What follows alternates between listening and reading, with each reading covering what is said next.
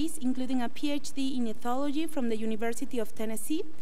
He has published over 60 scientific papers on animal behavior and animal protection, and today he will present the lecture entitled Most Eaten, Less Respected, The Rich Life of Fishes. Welcome.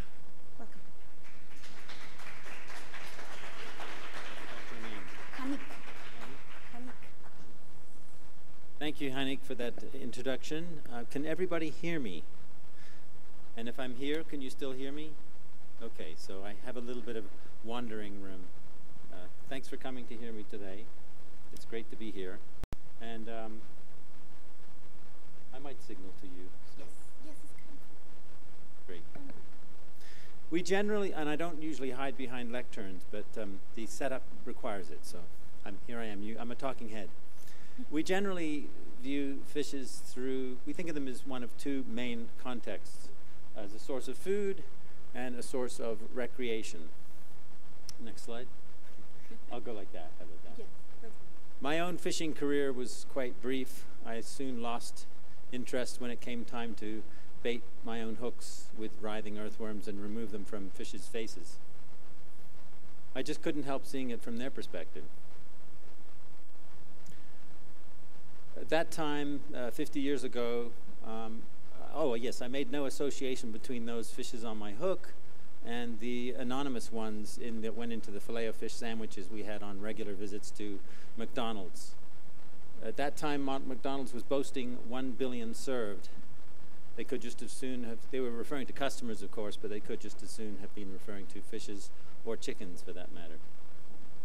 I also remember the stacks of anonymous tuna on the supermarket shelves, and having no idea what a tuna was, having no idea that a tuna is an apex predator who can swim faster than a tiger can run, can grow to 1,500 or more pounds.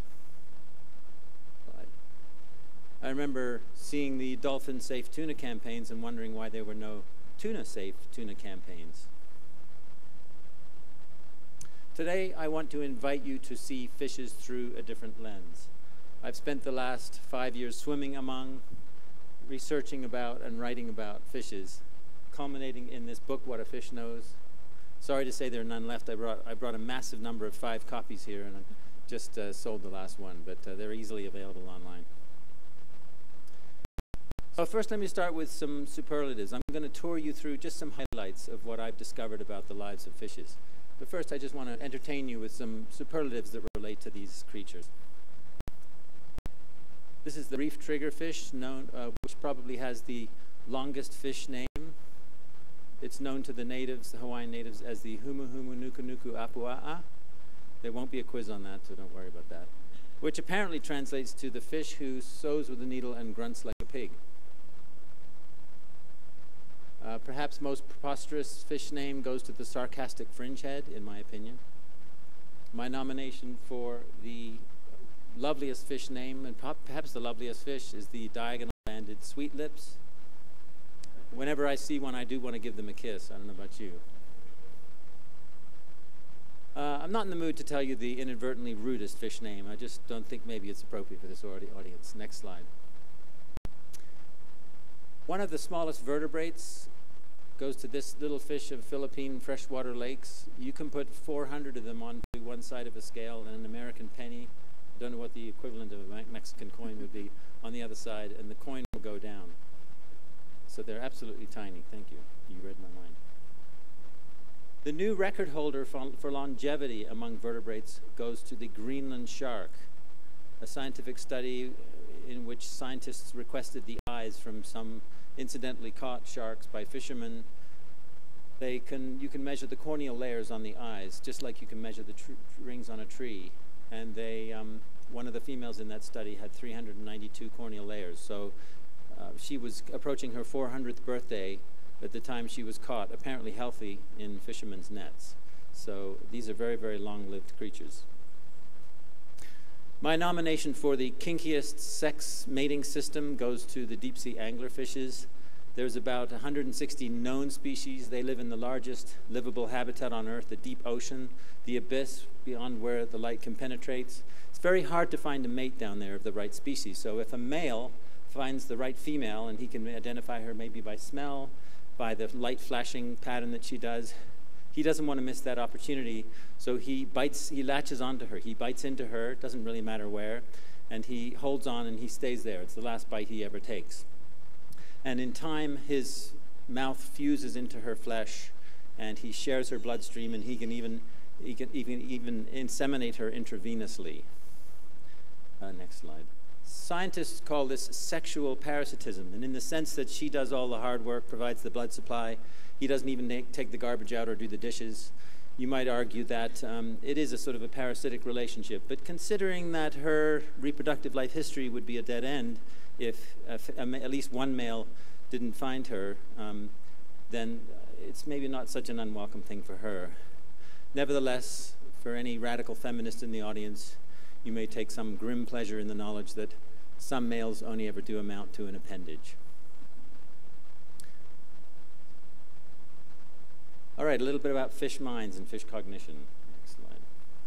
This is an archerfish named for a barrel-shaped mouth, tube-shaped mouth through which they can squirt water at high velocity. They can squirt at about 10 feet at least, and they can aim accurately at insects perched near the water, or they can actually squirt water at insects flying by.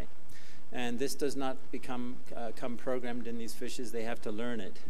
Careful studies, observational studies in captivity find that there's an apprenticeship time, and by watching a naive young fish watching other archerfish use this technique, they can go from not being able to do it at all to become quite good at it, despite having no personal experience themselves. So you might call that observational learning, which is generally regarded as a quite high-level cognitive skill. They also are nuanced in how the techniques that they use to catch insects who are flying by. So if the insect is flying by close to the water, they do a turn and shoot. So they will rotate the body. The fish will rotate the body and just squirt right at the prey, hoping to catch it if the prey doesn't deviate. But if the insect is further away, they use kind of the predictive tracking football pass type technique where they squirt ahead of the insect, hoping to coincide with where the insect is when the bolus of water gets there. They also, careful slow motion filming studies show that they also control the size and shape of the bolus of water at the tip according to the size and speed of the prey. So it's it's not just a standardized type of technique, it's nuanced and probably involves a lot of cognition. Tool use used to be on a list that was just unique to humans, but now we know many animals have tool use, and fishes certainly qualify. This is a tusk fish, and you can watch YouTube videos of tusk fishes using water as a tool by blowing it onto the sand to uncover a mollusk, picking the mollusk up and then swimming rather deliberately to presumably a predetermined location where there's a hunk of coral or a rock that the fish then, with a series of well-timed head releases, head flicks and releases, is able to smash that unfortunate invertebrate against the rock to get at the soft tissue inside. You may also note the bystanders, or perhaps by-swimmers, the other fishes nearby waiting like scavengers for an opportunity. Fishes are very alert and aware of their surroundings, and they try to make the best of their situation. Studies have shown that fishes also fall for the same optical illusions that we do. This is the Ebbinghaus illusion, in which the two orange dots are the same size, but because of the arrangement of blue circles around them, the one on the right looks larger. If you train a certain fish to choose the larger of two dots, and then you present them with the Ebbinghaus illusion, in this case they would swim up and poke their nose against the one on the right. And bamboo sharks and some other species also will register that they recognize a triangle in this case. This is the Canisa triangle. There's actually no triangle in the figure on the left, but we notice a white triangle emerging from the image because of the shape of the black shapes around it. I think there's something poignant about fishes falling for an optical illusion. It suggests that they see the world in ways that we do. That it suggests that they can have beliefs and that they can be fallible. You probably heard of the infamous 3-second goldfish memory. Well, this is a little fish of the Atlantic seaboard that really defies the poor memory reputation that fishes are being given. It's the reputation that's poor, not the memory, really, in the case of fishes. This is a little fish called the frillfin goby, and what they do is they live in tide pools. So they live in that intertidal zone. It looks a bit like this, their habitat. And it had been noticed over the decades that people had noticed that these fishes sometimes jump from one tide pool to another quite accurately, and they can actually work their way out to the open sea. An octopus comes lurking, or a heron, perhaps they want to get out of there. The question is, how do they know which way to jump and how far? How do they know how to avoid making a leap of faith?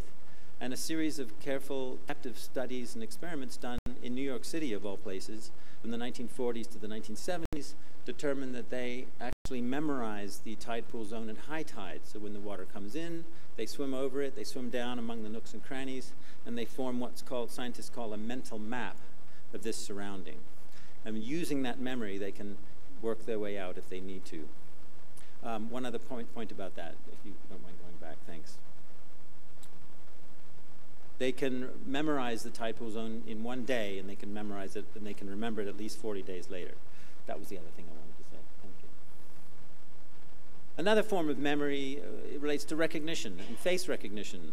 For a long time, aquarium enthusiasts have claimed that their little fish recognizes them, that there can be a group of humans in the room, and the fish takes no interest, and then when I come out, because I'm the one who feeds them, they come over. So there's a lot of anecdotes, but now a research team from Germany, published in 2016, has shown that archerfishes, in this case, recognize us by our faces.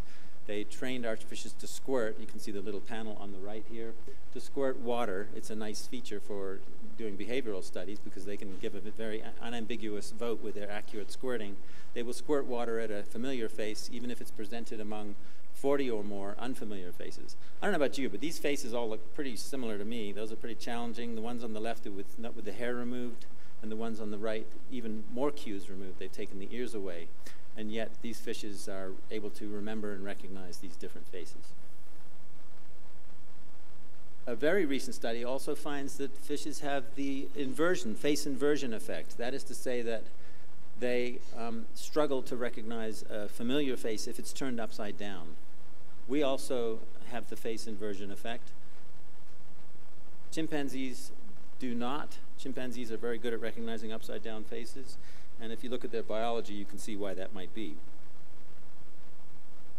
What about a little about the psychology of fishes? I think I've only got one example here that I want to give you, but it's a really telling one, thanks.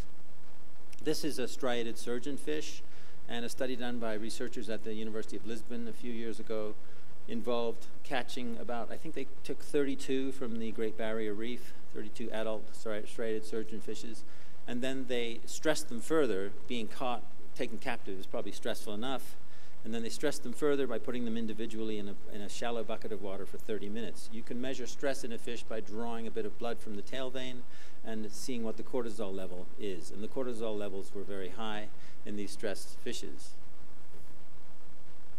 Keep going. Thanks. And then they chose one of two treatments for each individual fish. So an individually stressed fish would be put in a tank with a model on the right here, a model of a cleaner fish. I'm going to get to cleaner fishes in a little bit, but suffice to say, in nature they provide massages. They provide little belly rubs, if you like, to other fishes. And you can stay on that slide, actually, if you don't mind. It was probably my hand moved. Yeah, stay on this one for a bit. I got a bit to describe here with this one. So what they did was, the individually stressed fishes were put in a tank, and the tank had one of these models, a realistic model of a cleaner fish, and it was either attached to a motor, so it would sweep back and forth, as in the top image on the left, or it was stationary. It didn't have a motor, it just stayed still. And if a stressed surgeonfish was put into the tank on the top, that surgeonfish swam up to that model and got stroked. You see caresses on the side, repeatedly. In fact, scientists have to measure stuff, so they averaged 15 visits to this moving wand over the course of an hour. They did 2-hour sessions for each individual fish. On the bottom case, where the model was not moving and could not deliver any strokes, they visited 0 times. They didn't go up to that thing because it wasn't moving. It couldn't give them any strokes. It didn't do what they wanted it to do. And the ones on the top, their stress levels, their cortisol levels came down, and the ones on the bottom situation, their cortisol levels stayed up. So this study, to sum it up, it shows that a fish, a surgeonfish in this case, will seek relief of stress by getting a massage, a little bit like what we will do, kind of therapeutic use of a stimulus. This is, I don't know about you, this is not the kind of thing that we generally associate fishes doing, is going to a massage therapist to get relief. And yet we have scientific studies that show that they will do this sort of behavior. And I'm just happy to say that the scientists reported in their published article on this, which I think was in Nature, which is a prestigious journal, that they returned these surgeonfishes to their original locations and they released them. It's very rare that scientists do that, let alone report it in journals, so I was pleased to have that it had a bit of a happy ending. Another study released from, done in Norway, talked about the phenomenon of dropouts. This is an industry term for fishes who are in aquaculture operations and they cannot cope with the stresses, the crowding, the filth, the parasites who flourish in these crowded conditions, the competition for food, and they fail to thrive and they die. The salmon on the bottom, the young salmon, is the same age as the one on the top in this image, but the one on the bottom is one of these dropouts. It's a very widespread problem, and that salmon has just been unable to cope and has stopped eating and has floated to the surface and died. And the research team, you can find the cortisol levels are very, very high in these individuals, and the research team concluded that these dropouts are severely depressed. Just a generation ago, you would never find a scientist calling a fish severely depressed in a peer-reviewed journal. Now we have that. So I think that's an indicator that attitudes are changing, including among scientists, and that's really saying something. Fishes show personalities. People who've kept them as pets or companions will vouch for that. This is Mango, a 9-year-old pufferfish. That's the one on the left. And the human who lives with Mango, the one on the right, sent me this photo, and she's had Mango for 9 years, and they have formed quite a bond, and she says, whenever I get home from work, Mango comes up to the glass, and we sort of have these, she called them staring contests. It looks like a love fest to me, but in any event, there's a real connection there. We can really relate to pufferfishes because they have their eyes oriented on the front of their faces. That's no coincidence that a pufferfish appears on the cover of my book. You know, part of the goal of this is to get people to relate to fishes more than we usually do, and they have enough disadvantages with being cold-blooded and not blinking and that sort of thing. So, but anyway, we don't have to rely on anecdotes to appreciate the personality of fishes. A recent study found that guppies, which is the smallest of the 3 animals in this picture, this tiny little one on the bottom left, that guppies have distinctive personality traits as reflected to how they respond to scary situations, such as having a fake heron's beak put in the water, or a picture of a large predatory fish nearby.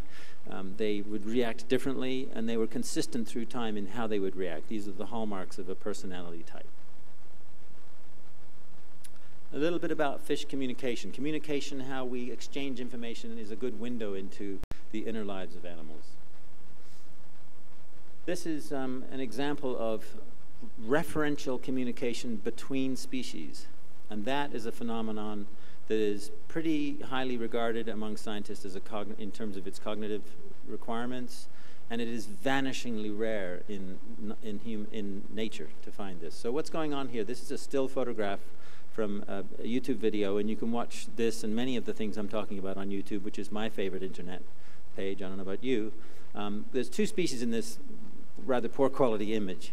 There's a grouper in the background, a large chunky predatory fish of reefs, and then there's a moray eel in the center foreground. I don't have a laser pointer, but you can see the moray eel poking his or her head to the left out of the rock. Just after this photo was taken, the grouper swims over the moray eel and does a head shake. Sometimes they do full body shimmy. And that is a signal to the moray eel, which essentially translates to, Mrs. Moray Eel, will you come hunting with me? And if Mrs. Moray Eel is in the mood, then out they swim together. And you can watch plenty of YouTube videos that have been filmed by amateur and professional photographers showing these 2 different species swimming like a couple of Disney characters across the reef to go foraging together. Careful observational studies find that their success rate when they forage together is up to 5 times what it is if they forage independently. Why is that? Because their hunting styles are complementary. The moray eel is like a ferret. It's slender, can go into the matrix of the reef, can chase a poor little target fish in there. And if the fish gets caught by the moray eats the fish. But if the fish escapes out into open water, you know who's waiting, the big, rapid, fast-swimming, chunky grouper. So they do very well when they collaborate. Captive studies at Cambridge University with laminated moray eels, not real ones, that could be controlled by a pulley system by the scientists, found that groupers are not just mindless about who they choose to forage with. They will choose moray eels who are more cooperative. A moray eel who retreats back into the burrow when the grouper signals and makes the invitation with the head shake, they won't be solicited for cooperation the next day. They will rather go for a moray eel who will work with them. So the chances are on these reefs in the wild where they work together, these groupers know no specific moray eel partners and vice versa. A British science writer, Ed Yong, sums it up with a jingle that may be familiar to some of you. If you don't have a pole and your prey's in a hole, fetch a moray. Next slide.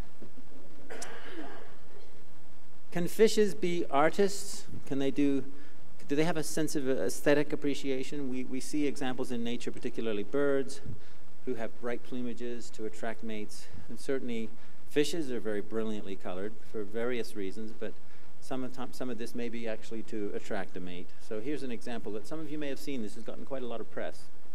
The BBC has since filmed this since it was first discovered. A Japanese diver was diving off the coast of southern Japan some years ago, about 5 years ago, and discovered one of these, a 6-foot-wide mandala-like crop circle in the bottom of the ocean, about 80 feet down. No idea what it was. Set up a camera, and eventually it was ascertained that it was a 4-inch long pufferfish, a species previously undescribed to science, unknown to science, a male of this species who spends hours and days building and maintaining this beautiful circular structure in the sand. Next picture.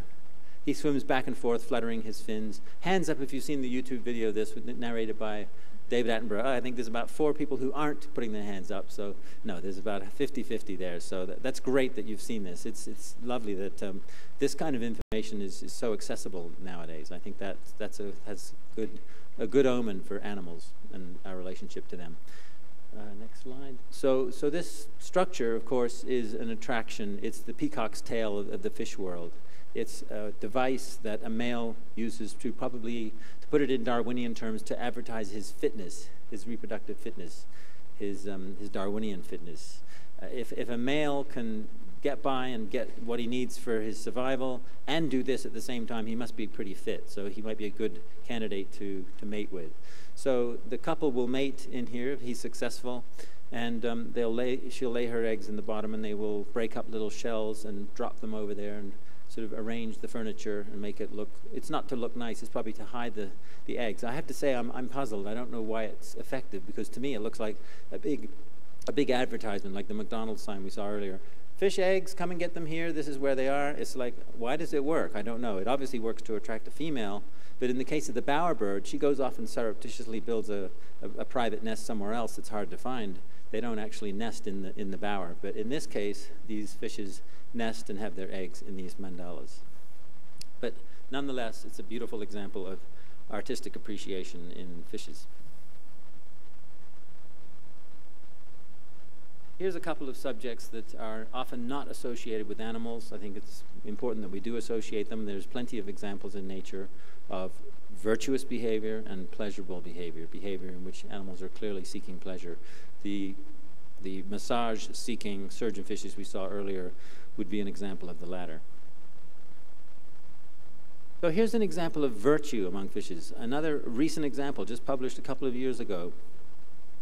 And it involves rabbit fishes. These are colorful yellow, black, white fishes of reefs. There's many species. There's 4 indicated here in each quadrant of the slide. This is a photo from the published study. And you can see that in each case, one fish is head down in the reef, foraging for algae, which is what they do. They pluck algae off the corals. And the other individual is face up, head up. The one facing up is playing the lookout. And that lookout is watching out for that moray eel grouper combination or some other predator who might be a risk to either of them. While the other one is in a very vulnerable position, head down in the reef, not able to see much, and foraging. And so the lookout is displaying virtuous behavior in the sense that it's delayed gratification because he or she is not feeding. They're foregoing food for the time being while the other one forages safely. And if trouble comes, the one facing up will signal, and they will both flee into the reef to hide. Of course, as you can, I'm sure, imagine, they change places every few minutes. So the one who's been foraging comes up and plays lookout, while the one who's been looking out goes down to feed. So they both get to eat more safely through time, thanks to this give and take, this reciprocal virtuous behavior. This is a still photograph of a phenomenon in fishes that is not just one of the most sophisticated social symbiotic networks, structures in animal behavior or in fish behavior, but in nature, completely in nature. It's so-called the cleaner fish stations that occur mostly on reefs. And so what's going on here is we have a client fish. They don't call themselves that, we call them that. And there's more than 100 known species of client fishes who will line up to wait their turn to be serviced by cleaner fishes, of which you see two here. They typically work in pairs or trios as a team. And you can see the cooperation in this photo. I love this photo because it really does illustrate it. The client, the pufferfish, is opening his or her mouth to let this cleaner into the mouth. By the way, there's never been any observation of a client eating a cleaner, even though clients are often much larger predatory fishes and they could eat their cleaners. It's just not a good way to sustain good business relations, to eat your business partner. And you can see the other cleaner is coming out of the gills, so the gill covers are opened. What are they doing? They're removing parasites primarily. They may remove algae, sloughing skin, and other such undesirables. So you can see the mutualism here. The cleaners get food, and they may service over 2,000 clients in one day. They're very busy. And the clients get a parasite removal service and a spa treatment. But it is complex. There's over 150 published papers on this phenomenon so far, and there's new stuff coming out all the time. It does get Machiavellian. Cleaners sometimes don't do such a good job. They may do what's called mucus nipping. It's when they take a mote of that slimy layer on the outside of the client fish. It's very nutritious and apparently tasty, and they like it. And careful observational studies find that cleaners are much less likely to mucus nip if there's a big queue of clients waiting their turn to come to this cleaning station. They're much more likely to do a shoddy job if there's one or fewer clients in the queue. Why? Presumably because their eBay ratings are not going to go down as much if there's nobody watching what their reputation is. So it's essentially an awareness of maintaining a reputation and keeping that reputation up and not losing that reputation to clients who may see what's going on and may say, I'm not going to these cleaners, I'm going somewhere else. These cleaners, like the moray eel group or combination, they know their clients, and the clients are trusted customers. So these are long-term relationships, and they're built on trust, and sometimes that trust is violated. So it's pretty complicated, and I can't claim credit for the phrase Machiavellian in this context because a fish researcher from Switzerland was the first one to coin it in a paper on Machiavellian intelligence in fishes. And as we might not be too surprised to see this kind of phenomenon. We've already seen how surgeonfishes will seek strokes to get stress relief. And I forgot to mention one other thing about the last slide, and that is that cleaners will sometimes take a break from plucking parasites, and they will swim onto the side of their client, and they will flutter their pectoral fins against them. They're giving them a massage. They're giving them a little tickle or a massage, and the client's fish, probably their stress comes down. And I suspect that's a way to mollify the client who might be a little disgruntled that they just had a piece of mucus nipped off of their bodies. And it's also signaling to other clients in the queue that, hey, you know, we do good service here. We're not only going to remove your parasites, we're going to give you a massage to boot.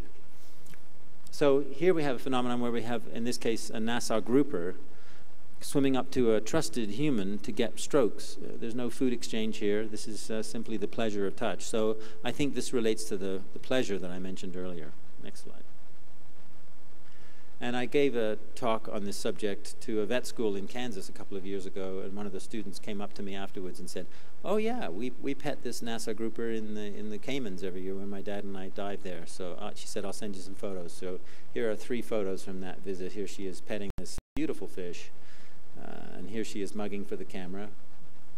And this is her father with his regulator under the flared operculum, that's the gill cover of this same grouper, and the bubbles are caressing, and presumably it feels good, caressing over that sensitive respiratory gill tissue under the gill cover. Okay, so there's much more that can be said, and there are many more examples in my book, but I hope that's a helpful overview of what fishes are capable of. I think a good way to sum it up is that there really isn't anything that a mammal can do, and we hold mammals in high regard. We think of them as the highest vertebrates. It's just our own tendency to want to categorize and hierarchicalize things. It's a human thing. We think of them as up there. Well, there's nothing really that mammals do that fishes don't. There's at least one example among fishes of what mammals are known to be able to do. So we've really underestimated them. And it may be because of a couple of things I mentioned earlier, the fact that they're cold-blooded, they have those staring eyes, they don't blink, they don't need to, their eyes are permanently bathed in water, they don't need to evolve eyelids. They make all kinds of sounds, and there's many fishes, grunts and croakers and toadfishes that are named for the sounds that they make under the water, but just as if we stick our head under the water and shout and yell and scream, it won't be very effective. For air listeners, similarly, their sounds are mainly evolved for underwater. We rarely hear what they're saying. So they've had this disadvantage, and I think that maybe plays some role in how we've been alienated from them, and we've treated them rather poorly. Their habitats are beleaguered, and this is not a new theme in this conference. I don't know if you've seen some of the films here, but they've really shown us some of the ways that human activity in the Anthropocene is impacting fishes and their living spaces. We have climate change, the warming of the oceans. About to show me that 5 minutes? Let's go. Okay, I think I'm doing all right for time here. And we have rising acid layers. The oceans are actually basic, they're alkaline, but they're becoming less alkaline, which is another way of saying acidification. Coral bleaching is a phenomenon you probably heard of, where corals are losing their integrity. The symbiosis with the coral polyps and the algae is being broken down, and the corals are expelling the algae and leaving them white and compromised.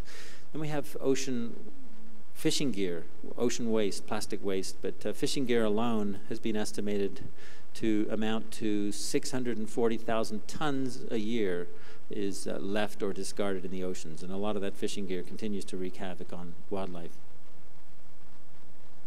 Ocean plastic is an insidious problem. The production of plastics creates microbeads, of which there are quintillions in some of the seaways in the world, huge numbers, and they look just like fish eggs, which is a very important food source for some young predatory fishes. So they ingest them, they cannot assimilate them, and their stomachs eventually rupture and they die from that. So that's another problem. And of course, the basic thing, that we're just hauling a lot of fishes out of the water.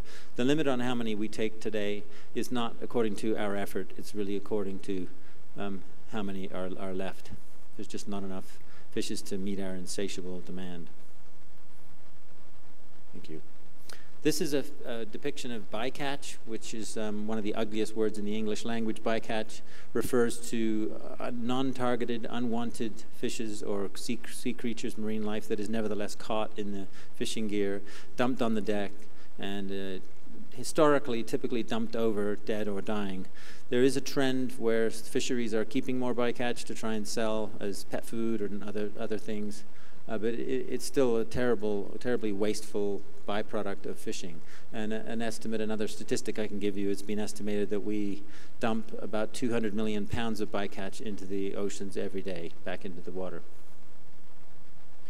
And not surprisingly, with these kinds of figures and this kind of interaction with ocean life and their habitats, is we've seen huge declines, measurable declines in marine life. This is a statistic that was published just in 2015. And if you know anything about the history of commercial fishing, you'll know that the marine extinctions and a lot of marine life has been lost before 1970. We might sum up this kind of relationship with the phrase, might makes right. If you have the strength to take and to exploit, then it's okay to do so. And humans have a long history of might makes right behavior, colonialism, the African slave trade, the denial of voting rights to women, the denial of civil rights to people of color, this sort of thing. These are manifestations of might makes right. Happily, we've relegated a lot of these past ills to the history books. There's still imbalances that need to be addressed, but nevertheless, we've made progress, and cultural change happens a lot faster than evolutionary change, and that's a promising thing.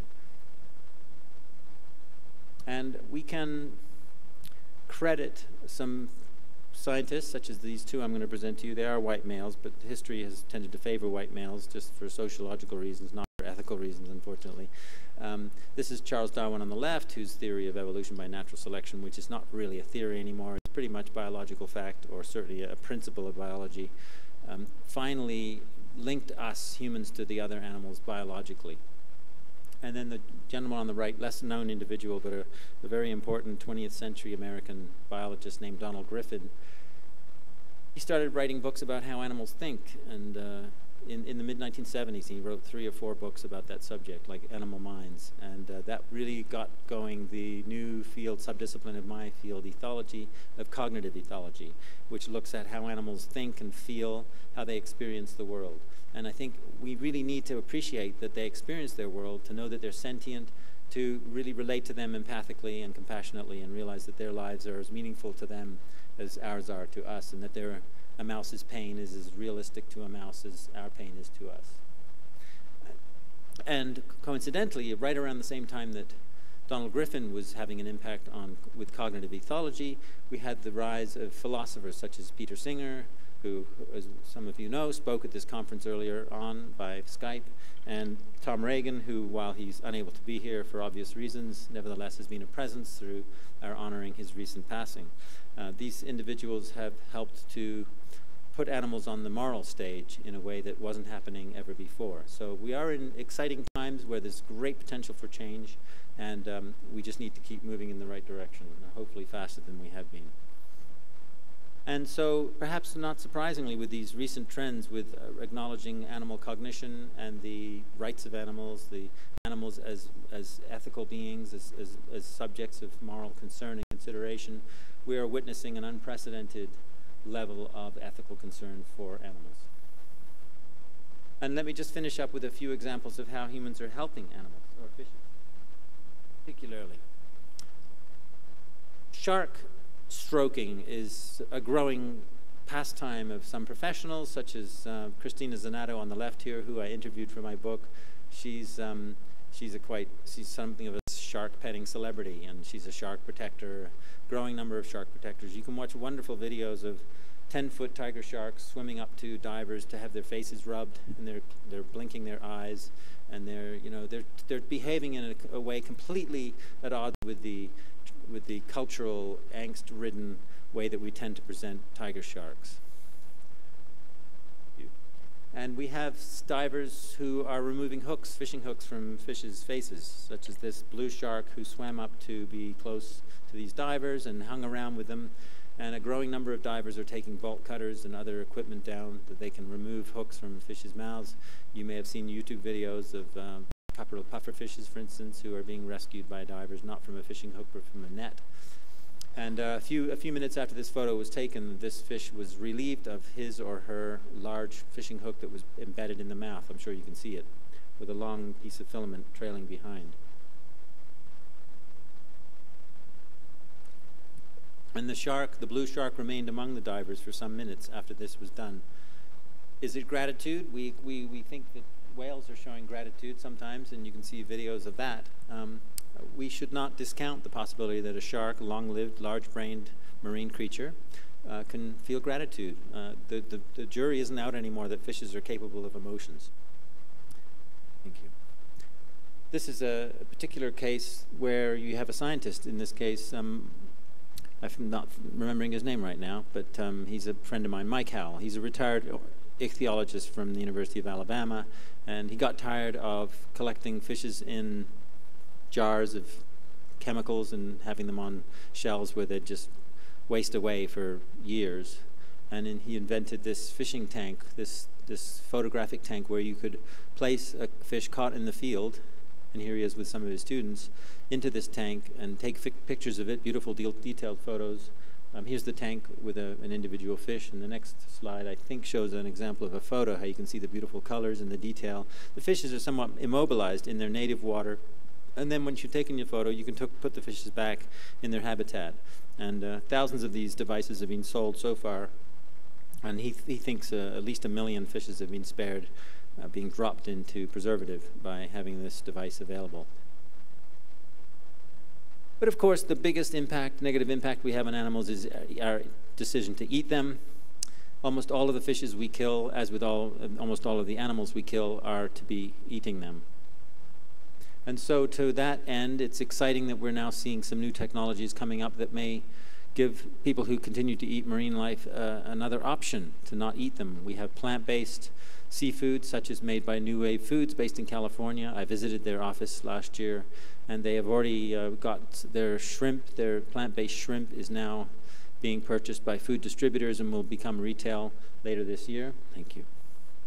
And another company, next slide, Finless Foods, is developing in vitro or clean meat type fish products, seafood products. So this is made with actual fish tissue, but it isn't, there was never a fish, there was never a hook, there was never a net, there was never all of the ills of aquaculture and or commercial fishing at sea.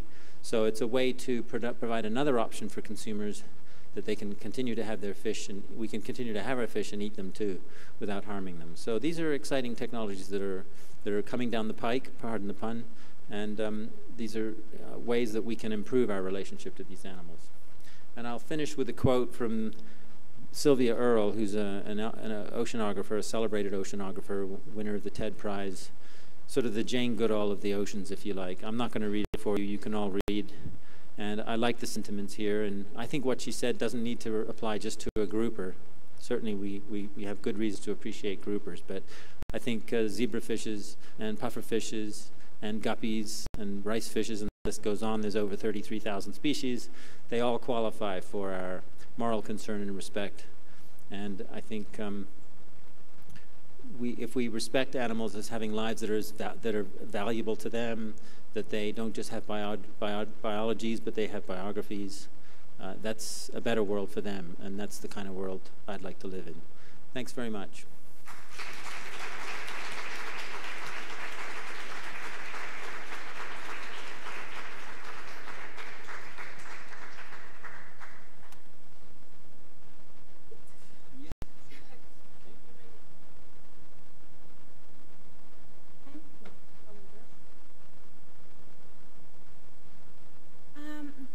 We have some time for questions. I would like to, if you can raise your hand so we can assign numbers. 1. Okay. Thanks for the talk, Jonathan. After reading your book and seeing your talk today, I had the impression that we were looking for fish sentience in the wrong place with the fish pain debate, because you showed in your book, even summarizing the fish pain debate, that they feel pain in a different way than the other mammals, because this is, as far as I understand, an evolutionary need. But their subjectivity lies somewhere else in all these features that you have shown. So I'd like to hear you a bit more about this fish pain debate, their sentience, and their subjectivity. Thanks. Thank you for that question, and I'm realizing now that I overlooked the pain issue. I mentioned it in a panel the other day, but I didn't include it in today's presentation, and I usually do include it in a variation on this talk. So let me just briefly summarize what I think is the most compelling study design that shows pain in fishes. I mean, just at the outset, let me say that in my view, and in a growing number of scientists' view, we needn't be having this debate, because it should be pretty obvious by now that fishes feel pain, that they're sentient. Nevertheless, a study was published a couple of years ago by Lynn Snedden, who was going to be here and couldn't make it, in which she, and apologies to those in the audience who already heard me describe this the other day, but I think most of the people here haven't. They had zebrafishes, 30 or so, in a complex tank that had 2 chambers. One was a barren chamber, or not barren chamber, a dimly lit chamber with places to hide, rocks, vegetation. That's the kind of place that little fishes like to be because they feel safer there. But they could also, if they wished, they could swim across to another part of the tank that was barren and brightly lit. It's the kind of place that little fishes do not like to go. And sure enough, almost pretty much all the time, 100% of the time, the zebrafishes spent all of their time in this side of the tank. And then some of them were injected with acid, presumably painful and lasting pain. And then some of them were injected at the same time with saline, presumably non-lasting painful stimulus. They all remained pretty much in this side of the tank. Very rarely did anyone go anywhere near this side, until the scientists dissolved a painkiller, lidocaine in this case, into this side of the chamber. And some of the fishes started to swim across to that side and stay there for a while. And you may guess it was only the ones who'd received the acid injection. So not only are the fishes showing the wherewithal to take action to relieve their pain, but they're willing to pay a cost to relieve it. They're willing to go to a place that they feel scared normally. They don't like it there, but at least I get pain relief. So, I think we can really relate to this. I think it's a pretty compelling demonstration of pain perception in a fish. And I like to think that, it'd be nice if we could just pack it all in now. We don't have to do any more pain studies. Clearly, these animals, and I think it's safe to say that zebrafishes are pretty reasonable representatives of certainly bony fishes. Nevertheless, there'll be more studies like this, and there'll be plenty of people who continue to deny that fishes feel pain. But it's really becoming hard to deny it. And one other thing I'll mention is a journal that I'm a co-editor of. It's called Animal Sentience. It's an online journal, and there's been quite a rich discussion about this very issue on that journal, and I encourage you to check that out. Thank you. Yes? Hi, Jonathan. Your talk was so interesting, and I haven't read your book yet, but I want to ask you, from your point of view, what would you say to someone? For me, it's so hard to see fish in these small boxes. So what would you say to people who has fishes and who loves to see fishes inside, to not to take this, not happen this again, not making this happen again, don't buy fishes, and what's your discourse for that? Thank you for that question, Elizabeth, and that's another issue that I did not mention. It's another big issue. Fish pain and aquarium keeping, the aquarium trade is a big industry, and that's kind of where I focus it. People who keep fishes in aquariums, they're well-meaning. They don't want to harm their fishes usually, but there's a whole dark side of that whole industry. The aquarium trade is a very rapacious trade. Millions and millions of fishes are taken from reefs, usually reef habitats every year because they're pretty, and the methods used to catch them, cyanide poisoning, explosives sometimes, cause harm and death to many fishes who don't make it. And then the shipping causes a lot more deaths. Europe, Japan, and the United States are the leading consumers of these products.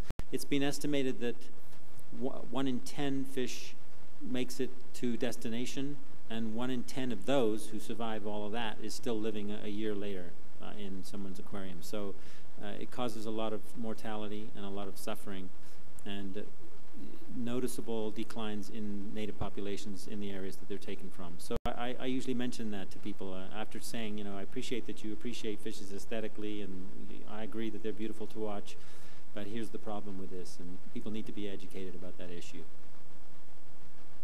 Someone else? Yes. Hi, Jonathan. Hi, Carlos. What do you think that we can do, like activists to animal rights, to fight with the hunting of foreign species introduced by humans in some oceans, like in the Atlantic Ocean with the lionfish, with defense of environmental arguments? Yes, so you're referring specifically to invasive or non-native species that have been put there? Yes, the lionfish is a great example. This is one of those dilemmas. These are creatures who have ended up in parts of the waterways that they don't really belong, and they are predatory, and they can really have a big impact on native species. So my response is not that we should throw our hands in the air and do nothing necessarily, but certainly I think we need to lead with ethics and compassion, and recognize that species do not suffer. It's individuals who suffer, And a lionfish is presumably no less sensitive to pain than any other fish.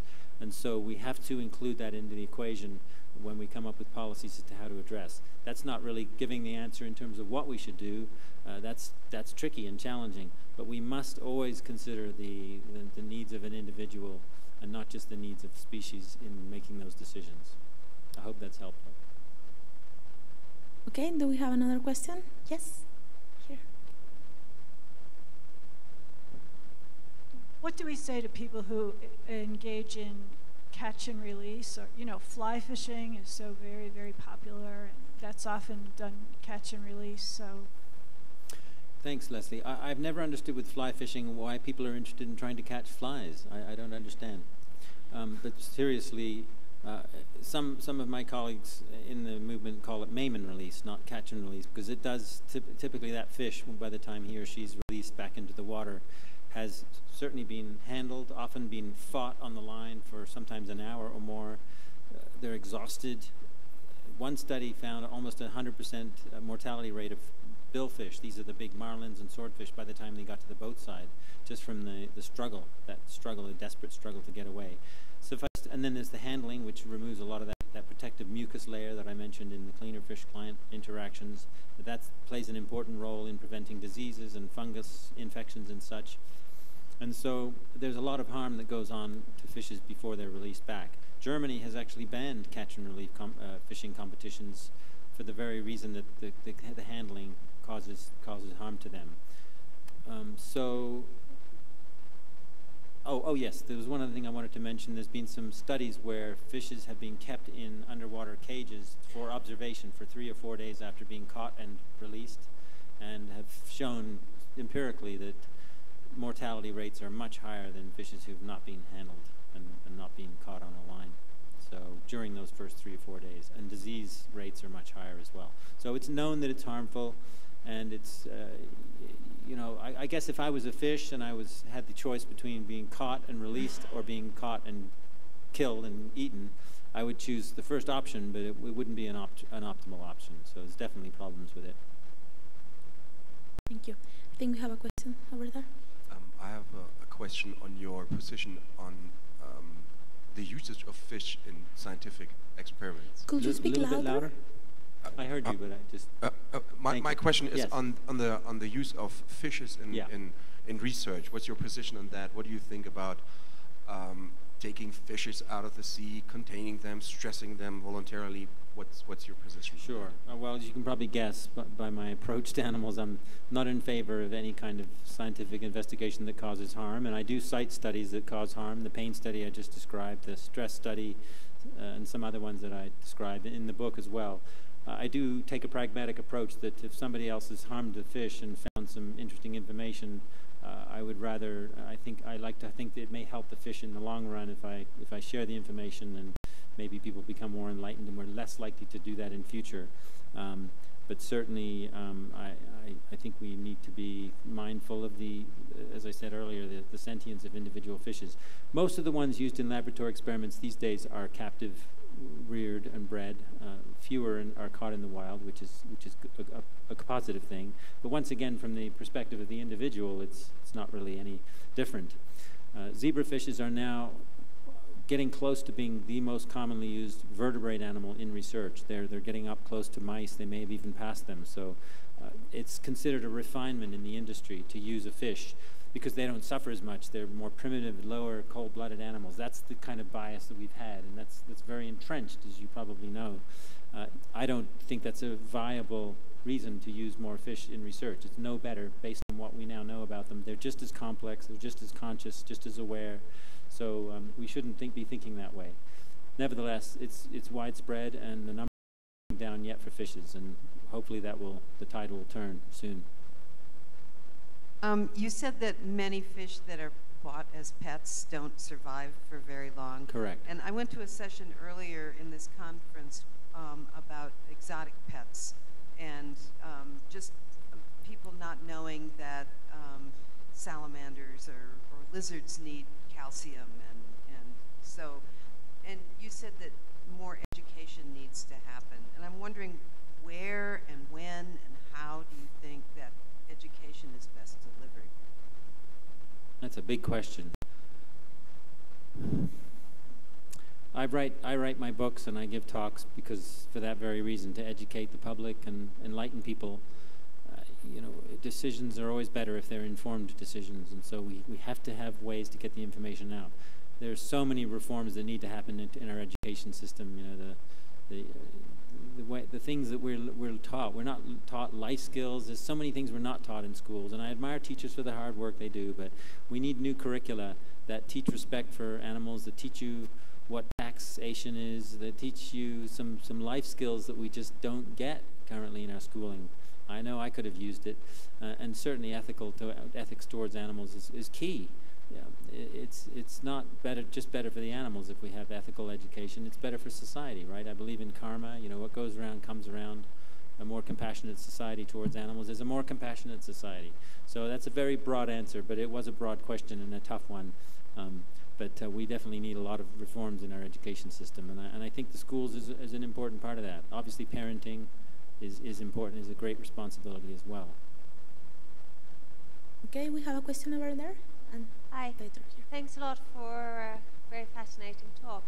I wanted to ask you if you could give us a bit more information about octopus. We hear and we read like really amazing stuff about octopus, and yet they're eaten everywhere.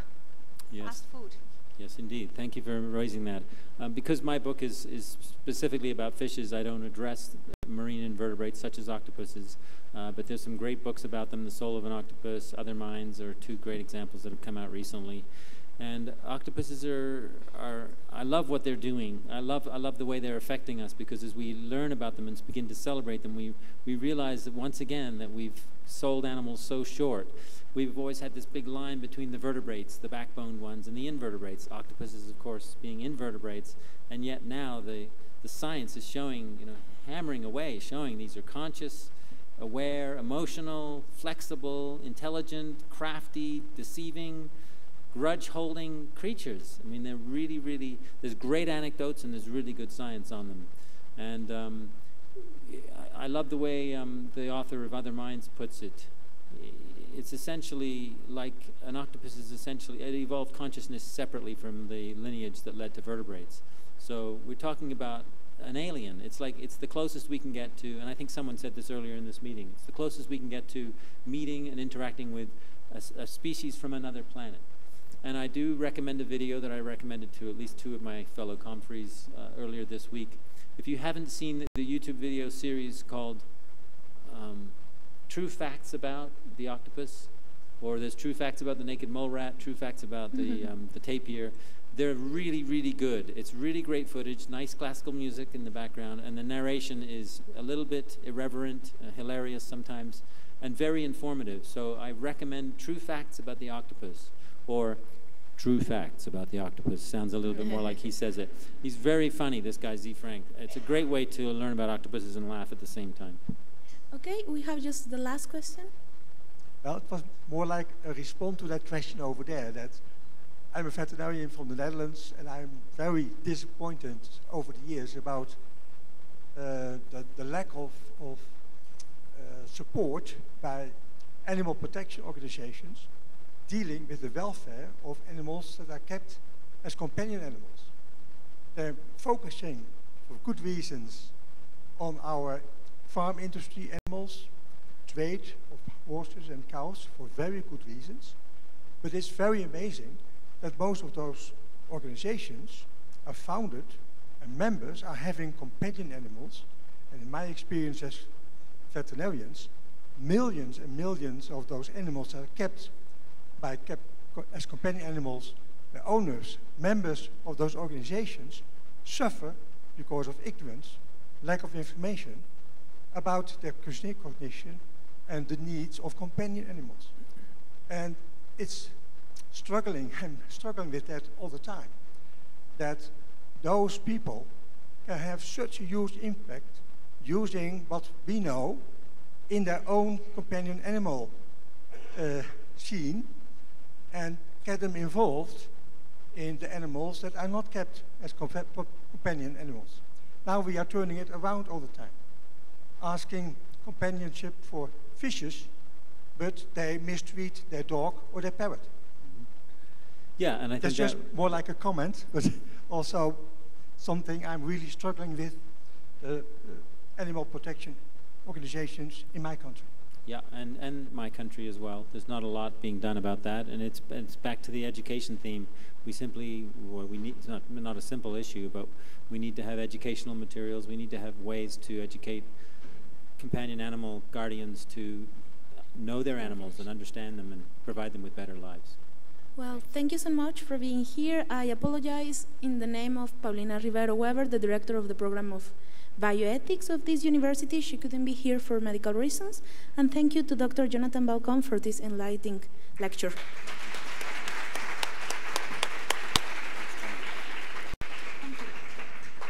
I just remind everybody to fill in their pages